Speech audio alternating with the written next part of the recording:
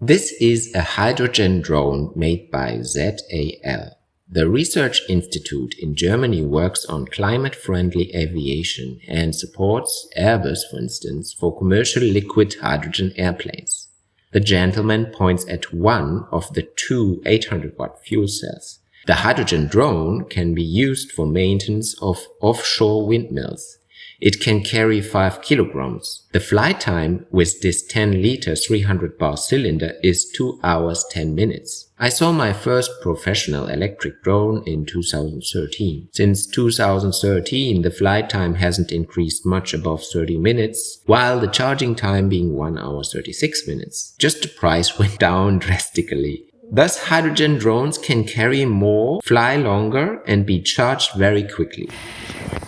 Write in the comments if you want to see something about hydrogen balloons. They can survey in heights up to 600 meters, 50 days with 120 kilograms equipment.